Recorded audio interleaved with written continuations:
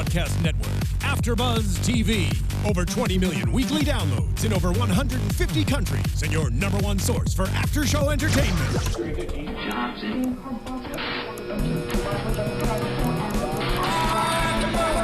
AFTERBUZZ TV, the destination for TV superfans. Producing aftershows for over 300 of your favorite TV shows, interviewing celebrities and showrunners, and bringing you behind-the-scenes exclusives. All thanks to E! Entertainment's Maria Menounos, producer Kevin Undergaro, and internet leader Akamai. Now, let the buzz begin! Dentists and doctors are Encino. Hello, guys. Welcome to another episode of Spotlight On. I'm your host, Candy Buenrosto. You can find me on Instagram, Twitter, Snapchat, Candy Buen. If you have any questions, I am here with the lovely James Lott Jr. And you can find me on Twitter at BlackHopeLA, BLAKHOPELA, Facebook James Lott Jr., and my website, thesuperorganizeruniverse.com. And we're very excited this morning because we have a very special guest live in studio, Mr. Mark Teschner, 7-time Emmy Daytime winner of the famous General Hospital. So we're very excited. Yes, we are. And I have no Twitter, no Instagram, no Snapchat. I might have the app on my phone. I've never used probably it. do, So yeah. there's no way to follow me unless, you're in the supermarket. Your daughter knows all that stuff, I'm sure. Yes. I'm sure she knows At 10, everything. they know everything. They know everything, for sure. Yes. They do. Well, again, thank you so much for being here this morning. First off, we have so many questions to ask you. I'm so excited. And also, fans of General Hospital, James will be doing a General Hospital weekly recap show. And when will that start? Okay, so it's called the GH Report. We actually have a Facebook page, so go ahead and like it. / the GH Report. And you can also follow me on Twitter. We hope to start when we get into the new studio in a couple of weeks. We'll be announcing a start date soon.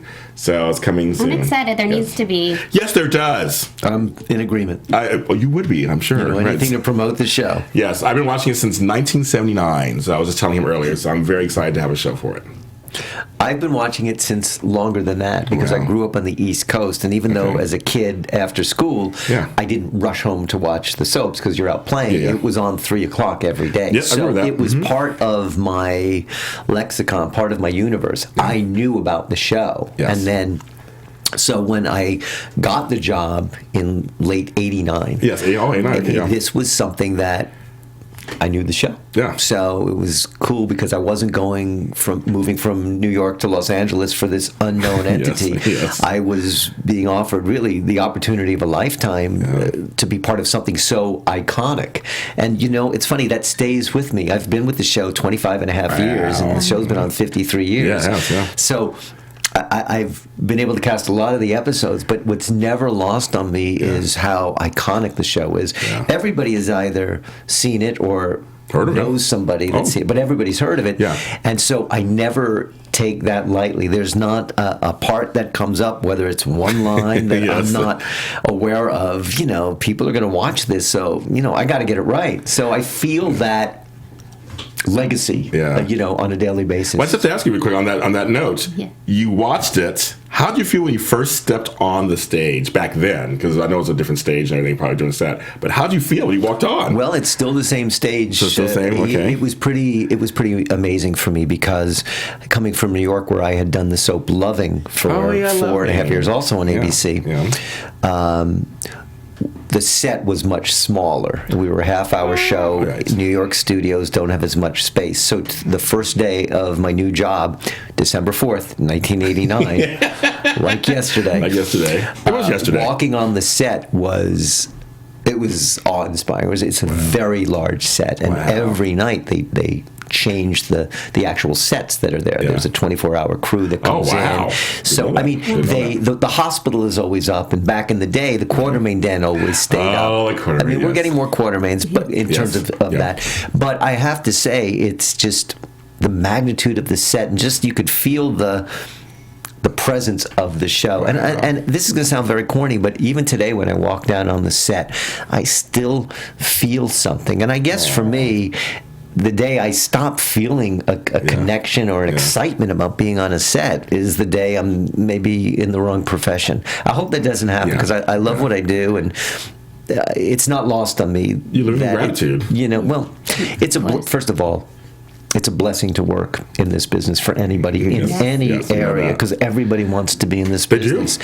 And then to work on a show that, is revered, that for me makes it a little extra cool. But I never take it for granted. Even on those long, grueling days, it's like, I could be outdoors in 100 degrees doing something that I don't love doing. So there's no such thing as a day that doesn't have something I've enjoyed about the experience of coming into work. Speaking of iconic, you are an iconic casting director, because all of my friends and that I mentioned, anybody, Mark Teschner, it's the same response. Oh, I love Mark. He's so sweet. Kind, and in the audition room, you're just so nice, and you're nurturing, and you really want to help the actor, and that's not common. No, not at all. And you've casted so many actors over the years. Is there something that you see when somebody walks in, you're like, oh, in the head, that's so and so. That's it. That's it. Well, first of all, I appreciate you saying that. I love actors. I started as an actor, right out of college, and so it is a very difficult profession.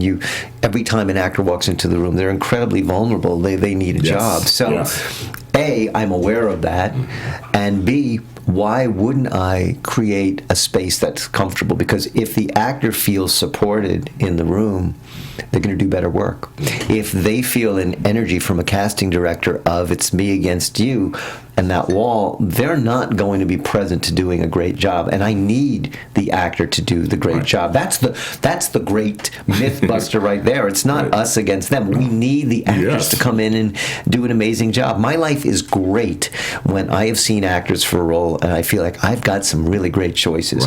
My life is not so great when I've read 400 or 500 actors for a role, which is about average for a contract role, and I feel like, what, I still don't have it. I just feel on a gut level I don't have it, which ties into your question.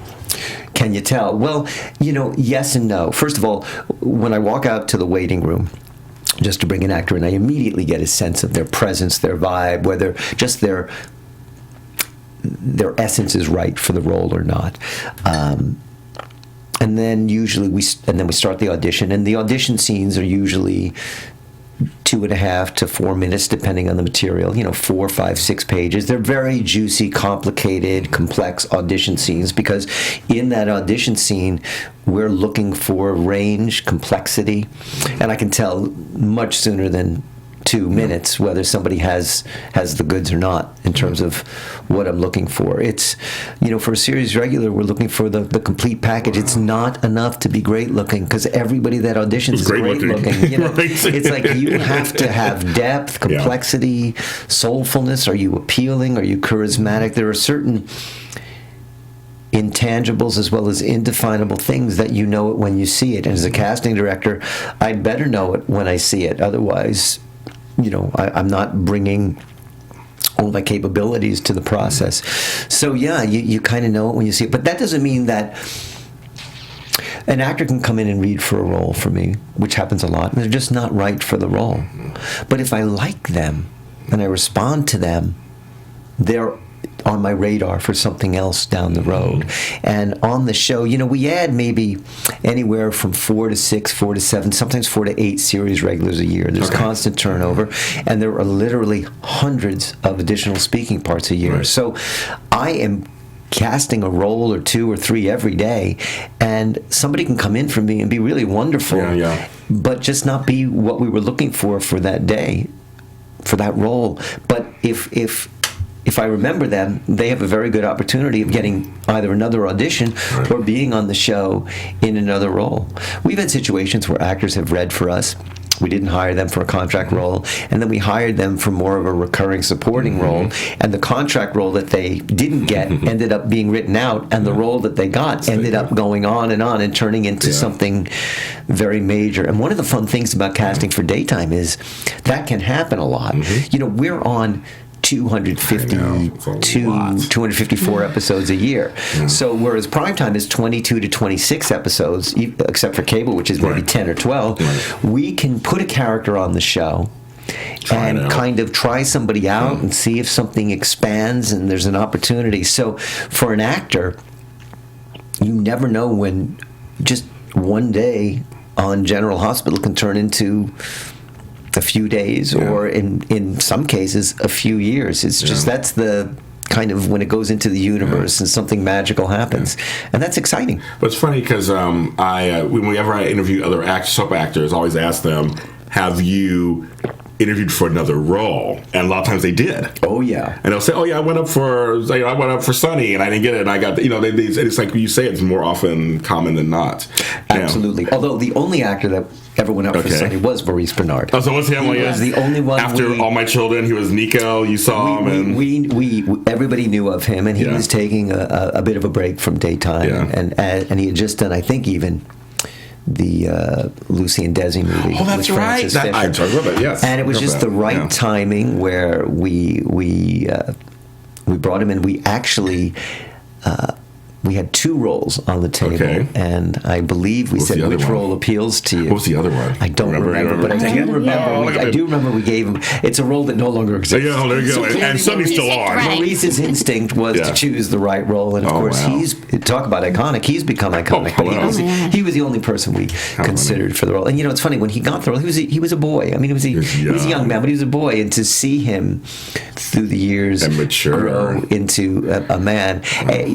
For me, a great example of that would be Rebecca Herbst, who plays, oh my God, yes, Elizabeth Weber, where she was cast on the show maybe, I think, when she was 17 or 18, and she had been reading for me since she was 14 years old, and was always on my radar. Actually, that's an example. She didn't get the role she tested for. Okay. We cast another actress, but we created a role for her, and the other role was written out after 6 months, and here she's been on 15 years. Well, remember when General Hospital did let her go, and the fans were, I mean, it's funny how the fans really were in an outrage. Remember that, were in an outrage, because she's such a great actress. She can do it all. Things happen. Yeah. And I'm very glad we heard the fans, because she is phenomenal. She's a terrific actress, and she's terrific with everybody she's in a scene with. And you don't see that happen too much. We've let, in my 25 and a half years, we've let a lot of actors go, and fans are upset. Yeah, of course. But it's very rare you see somebody be brought back. But I'm really glad that worked out. That's how that happens. I'm not privy to fan reaction. My job is put them on the show. Once they're on the show, I'm already on to the next role, and then it goes into other avenues. But I'm really glad we brought it. I have to ask you something, because you also did you also do Ryan's Hope casting, or were you on? I did very brief work with Ryan's Hope. It was my first foray into daytime. I did 3 roles for them, helping out when they were in the transition of moving to new studios, as you are. Yes, right, exactly. And then you did a show, and you also did Port Charles, of course, but you also did a show that I really liked, and I really liked, and it was Night Shift. I loved Night Shift. I did both seasons of Night Shift. I did both seasons. So there were 13 episodes for each. I loved the show. I loved it too. Yeah. And the actors you found were great. Some great actors on there. That was really fun. That's a dear show to me, And I was hoping they would come on to the regular show. Well, we did bring a few over. I We brought a few over to recur, and Nazanin Banyadi, who's had quite the career, we actually did bring her over as a series regular.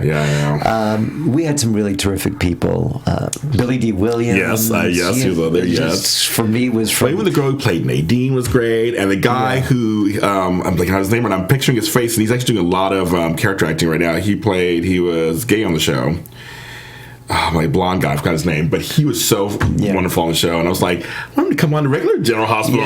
We had a lot, and that would have been a great storyline to even bring over to General Hospital. But the cast is so large, and so you have to.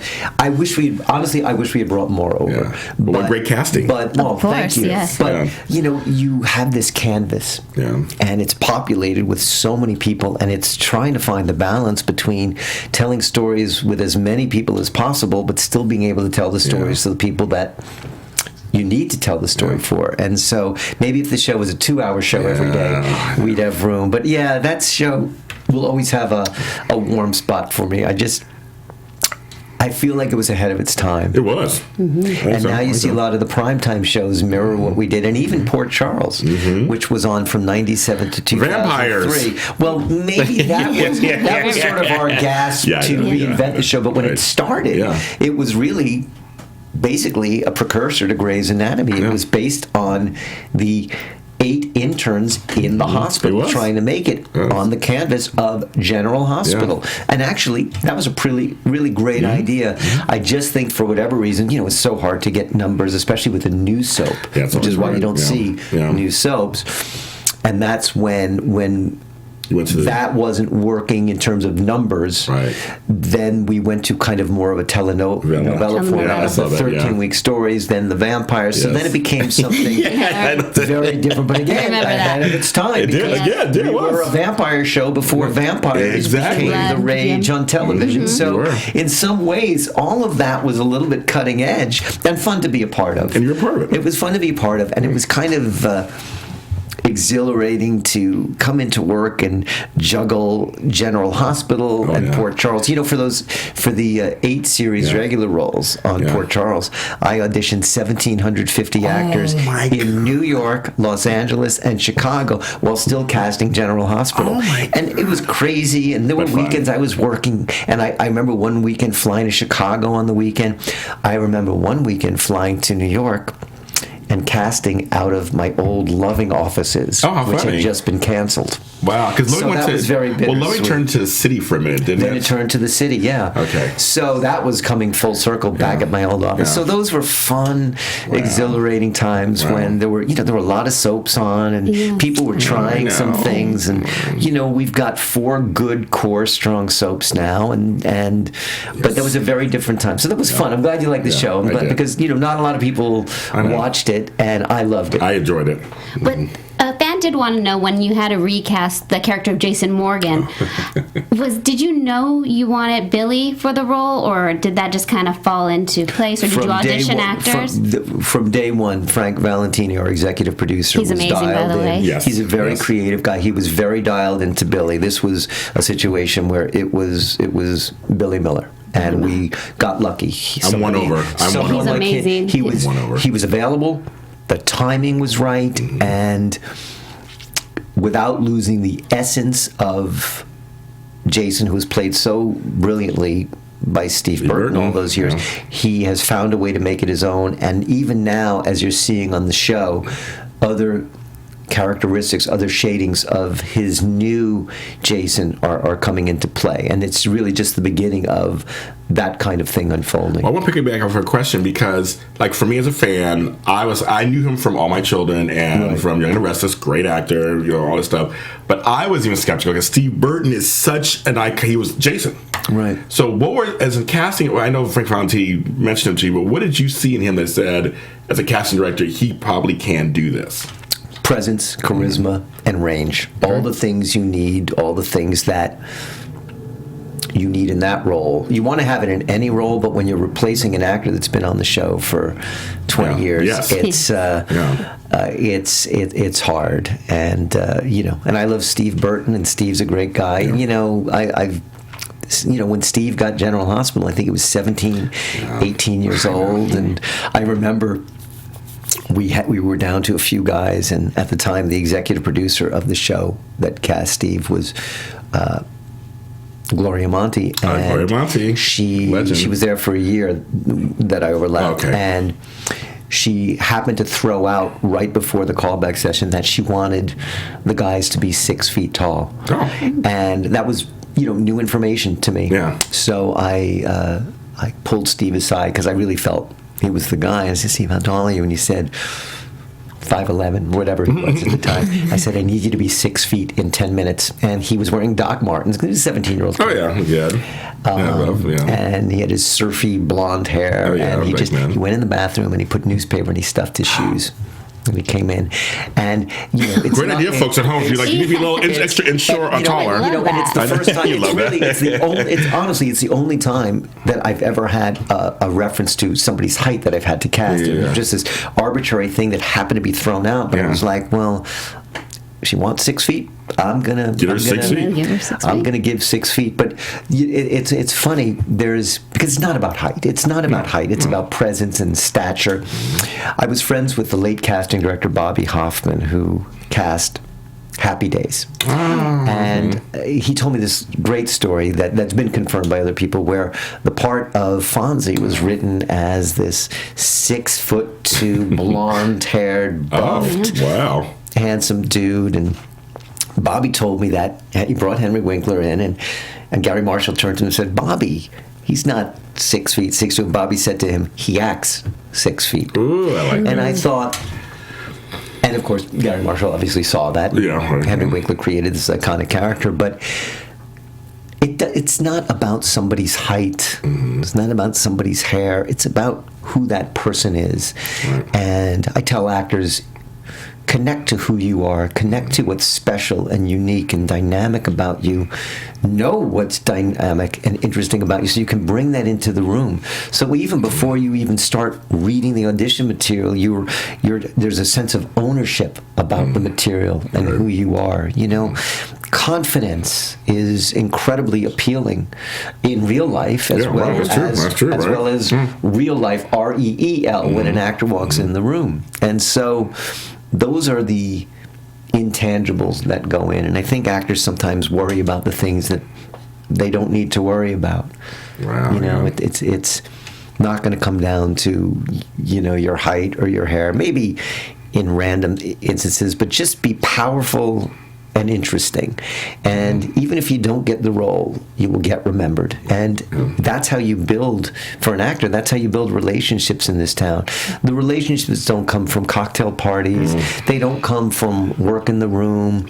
They come from people that have connected to you and responded to you and see something in you and are willing to help facilitate that and bring you in again and again. There's too much writing in this business to say, "Oh, you're a great person who I met at, the pizza parlor, I'm going to put you on the show." I might, people might audition and give them a chance, but everybody has so much riding on every viewer. You can't not cast somebody for the right reasons. Speaking of do's and don'ts for an actor, just young, watching this and trying to break into the acting scene, what advice can you give? Because you do the casting workshops, and you are one of the many few that also you remember and you see potential, and you're like, okay, I'm going to remember you.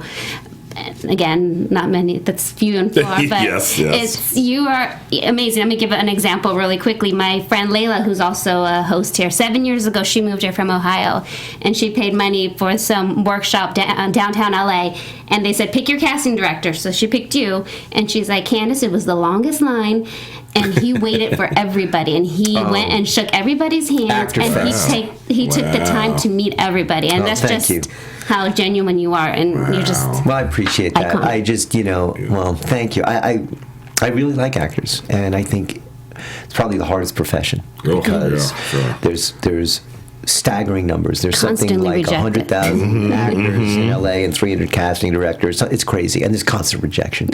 So I love saying yes and hiring an actor, but the truth is I say no more than I say yes. So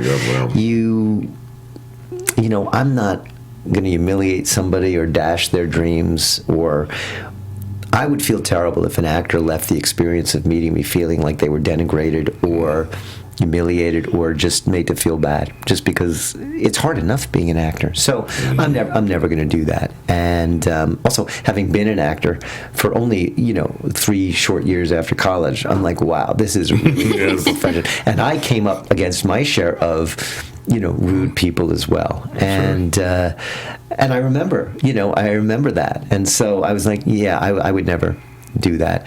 Do's and don'ts: do the work. Don't come into an audition not prepared. You have to make choices. I don't care if you've had the scene 10 minutes. You can still make choices. I've hired in my life 2 actors for series regulars that had the scene for 10 minutes. Wow. So it happens. Okay. Do the work. Don't make excuses. Many actors work late. They work long hours, waiting tables, working in clubs, whatever. Don't come in and say, I just got the scene, or haven't had time to look at it. there's a way to look at the scene and do the work, because I'm giving you my time. I'm expecting you to give me your best, whatever your best is that day. That really happens? They come in, they're like, I haven't really... I've had that happen. Wow. Now listen, not a lot. Okay. Right, but it does come happen, right? I really want somebody coming in and making choices. I want to see somebody that has a point of view about the material, even if it may not be my point of view. If I see an actor with something going on, I'll be intrigued enough. If they're not right for the role, I'll remember them. If they're right for the role and they're going in a direction that maybe is not what we're looking for, I'll work with them in the room, so that when they leave, I really have a sense of, okay, yeah, I think we can make this work. So it's my job to say yes, not to say no. And if actors remember that, I think it's a very liberating process. I also tell actors, don't go in to get a role. Go in the room to do good work. Okay. You can't go in and get a role, because you could be the most amazing actor and you're not right for the role. Right. Whatever the factors that go in. But if you're talented, you'll get remembered. So you can't make somebody hire you, but what you can do is do good work. And I think for an actor, if you go in and making it just, I'm going to act for 3 minutes, I'm going to get to act today in front of people. Right. It's a great feeling. And then you leave, and you've acted, and you leave with your dignity and your talent, and you're not coming in needy. Because when somebody comes in needing or wanting a job, just like, not even acting, just in life, just in life, you feel that energy, and right. it sort of, it pushes you away. Whereas confidence, not arrogance, confidence is attractive. So actors that understand that already are starting at a place of positivity when they come in the room. So those are my do's and don'ts. Also, I like actors to actually look like their photos, and a lot of It's like in real life too, right? Yeah, exactly. A lot of actors don't look like their photos, and for me, it's very frustrating, because I try to remember everybody, and I try to save as many photos and resumes as possible for other parts that come up. I take copious notes on every actor that reads, so that if something else comes up down the road, maybe another contract, maybe a cop, maybe a doctor, maybe a waiter, whatever, I have this incredible database of actors that have read for me for these parts. But if they don't look like their photo, it becomes problematic for me, because then I can't remember them. Then I'm looking at the photo and I'm like, yeah, they don't look like that. And I'll actually make a note, doesn't look like photo, because if they don't, it's hard for me to consider them. So I think actors have to connect to who they are, celebrate it, own it, and come in with, this is who I am, like this is me at my best, as opposed to, this is how I look with incredible lighting and makeup, and there's no resemblance.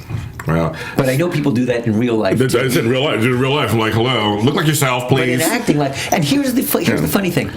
An actor might get in to read for me for a role that they're not right for because they don't look like their photo, but they might have missed an opportunity to get an audition for somebody if their photo actually looked like them. Somebody might have actually been looking for somebody like them. That's true. But they didn't have that essence in their photo, and they missed out on something that they might have had a shot of booking. Do you remember who you first cast on General Hospital?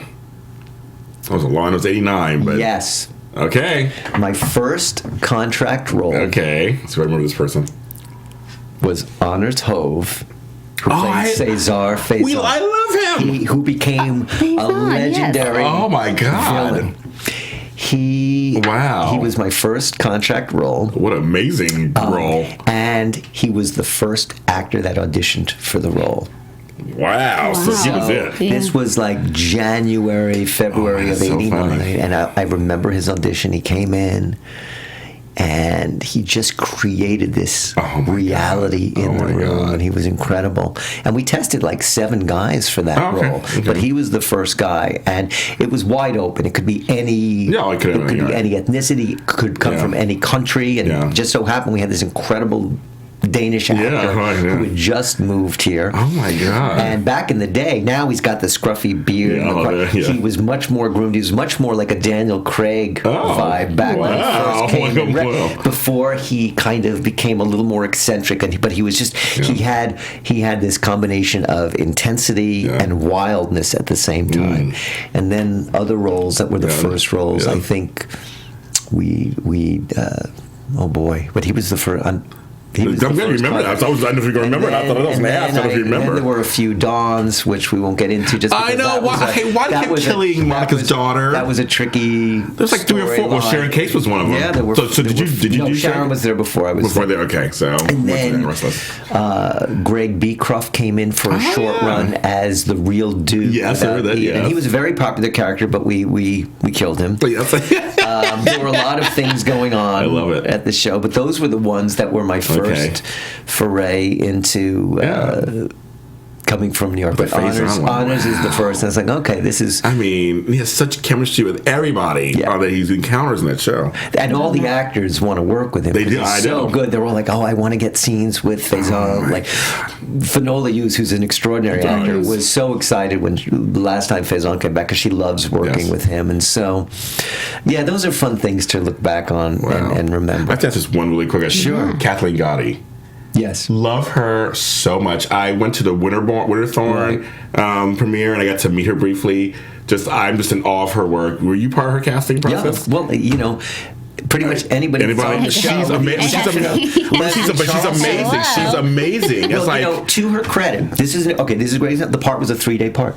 The part was a 3-day part, and of this doctor, and it was slated for, I guess, 3 days, and so Frank Valentini said, can you just bring me like 3 or 4 people for this so we can see them in the room?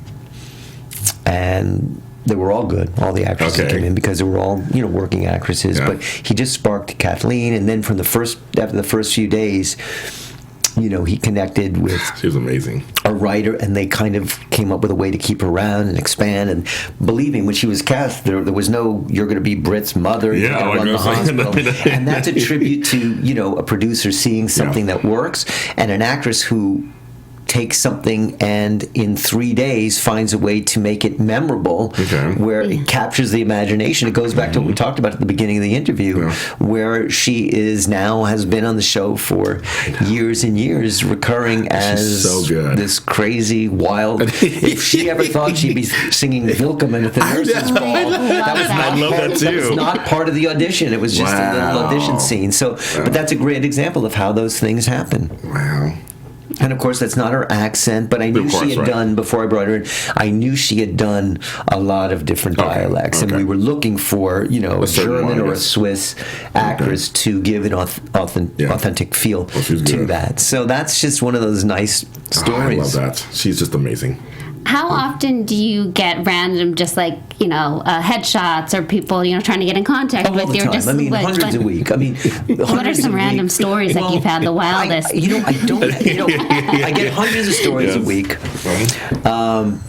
but I don't get really crazy stories, that's probably a good thing. Yes, I've gotten actors that have sent their photo on a bar of soap that said, I really want to get on a soap. Oh my God, it's so funny. It's funny. That's creative. I feel bad because it's sort of like, I know it's a...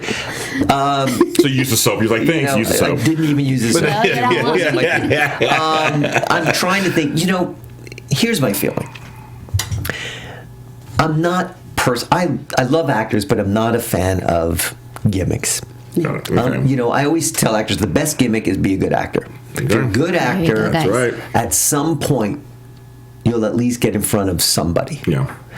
And I always say, and I could be totally wrong on this, but I think of the iconic actors that are part of when actors talk about actors that they look up to, whether it's Pacino, Dustin Hoffman, James Dean, Meryl Streep. Yeah. They probably didn't send their face on a bar of soap. They probably didn't worry about gimmicks. They were into the craft of acting, and somebody responded to their artistry. And that's what I tell actors. Make it about your craft. Make it about what you love doing. It's not about Twitter. Right. It's not about Instagram. No. I know some people feel that way. For me, it's about your talent. You need to be an actor because you have to act, because you ache to act, and you can't imagine doing anything else.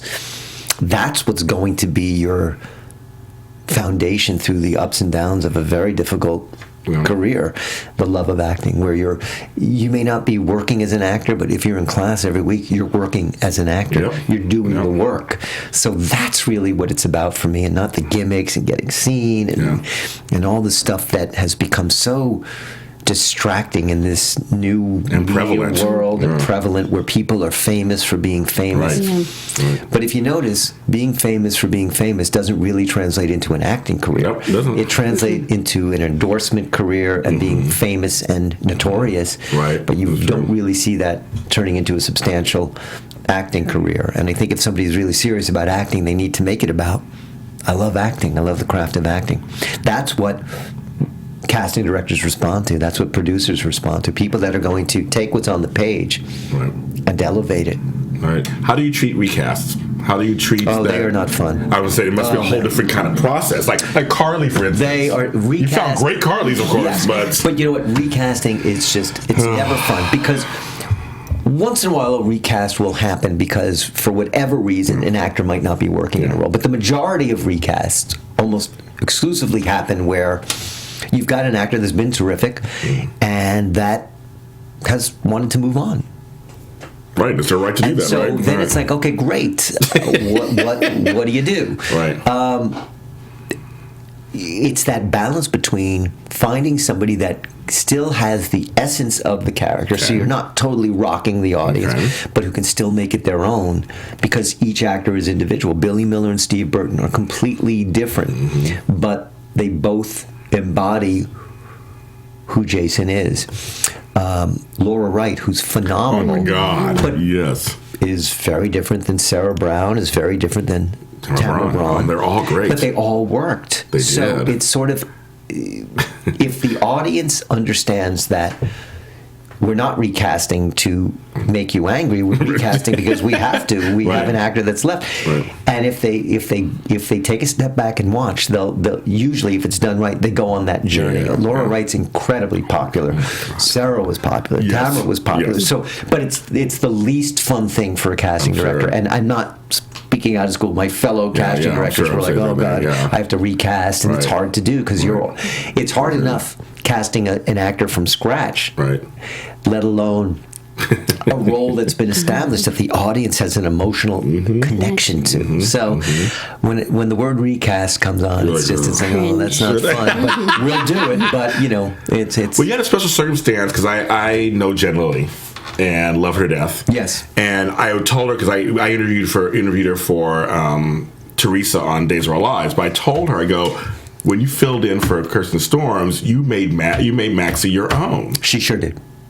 And it's amazing. So you had a situation where you had to do that. There was a situation where we just didn't have a lot of time with the recast. I think we had 3 days to recast it. Oh, wow. So it just was a quick situation. And, it was one of those things where I was there, a little late at night, just working on it, and kind of just, it comes down to the intuition. There are thousands of 25-year-old blonde-haired actresses. Really? In Hollywood? That's crazy. Believe it or not, that's a shock to the viewers. I'm like, what? But to find somebody that could bring that quirky, funny energy, but still be empathetic, where they understood the comedic vibe, but kept it grounded in truth, that's much more complicated. Oh, sure. And it was a situation where Jen came in the morning and read, and we said, "Can you come back this afternoon?" We kept 3 actresses, and we called Bradford Anderson, who's amazing, and said, "Could you come in and read?" And he read with them, and they had instant chemistry. After she left, I said, "Could you wait out in my waiting room?" Because I was pretty sure we were going to hire her. She waited there while I called her agent, and she started 2 days later. And Bradford's an example. He was supposed to be on the show for 3 months. The character was supposed to be on the show for 3 months. And how many years has Bradford been on the show? Totally. And now Emmy nominated. But that's an example of, he took a character that could have just been a plot device, and he brought such complexity and heart and humanity to it. The audience just fell in love with, the most unlikely leading man. Totally. Became and is a leading man. At the same time, yes. He's a great guy, and he's a great actor. And what he brought to the audition and what we responded to was he took a character that, as written, could have been cartoonish in one note. The computer hacker guy, dude, and there were a lot of terrific guys that read for that. But he created a character. He made it his own. And it was like he wasn't a gimmick; he was a person, and he was able to bring that to the show and just capture the audience and the producers and the writers' imagination and turn 3 months into a long run. Which, again, it's funny, we're talking about people where literally short runs have turned into long runs because anything is possible. If you have talent, and if it's the right time at the right place, you just never know. Lightning does strike in this business, and that's what keeps actors going through very difficult times. That possibility that maybe lightning can hit them, and that's you have to get up and kind of have that faith in the morning. But just to bring it full circle, it doesn't happen if you're not prepared. If you're not doing the work, it doesn't happen. You're not going to get. You might get the call and the opportunity, but you're not going to get the actual part if you're not ready. If your instrument isn't, ready. Wow. You can't be called up from, you can't be called off the bench to step into the game and take over a quarterback and become a hero if you haven't been practicing all week. That's very true. Right? Yeah, you have to warm up. On that note, we got to let Mark Teschner go do some casting for General Hospital. Yes. My job. Yeah, but thank you so much for being here. It was just a pleasure interviewing you. It was my pleasure. I had a great time with both of you. And we hope you do come back for your General Hospital after show. We'll talk, yes. I would love to do that. Yes, thank you. All right, fans. Well, thank you so much. Again, Candy Buen, if you have any questions, or you could tweet me at Candy Buen, CandiBuen. All righty. That's very good. Where can we find you? On Twitter at Black Hope LA, and on Facebook, James Lott Jr. And you can find Mark Teschner casting General Hospital. Or maybe at a Starbucks or something. Who knows, right? Once in a while, yes. Once in a while. Thank you guys so much. Thank you. Bye-bye. From executive producers Maria Menounos, Kevin Undergaro, Phil Svitek, and the entire AfterBuzz TV staff, we would like to thank you for listening to the AfterBuzz TV network. To watch or listen to other after shows and post comments or questions, be sure to visit AfterBuzzTV.com. I'm Sir Richard Wentworth, and this has been a presentation of AfterBuzz TV. Buzz you later. The views expressed herein are those of the hosts only and do not necessarily reflect the views of AfterBuzz TV or its owners or principals.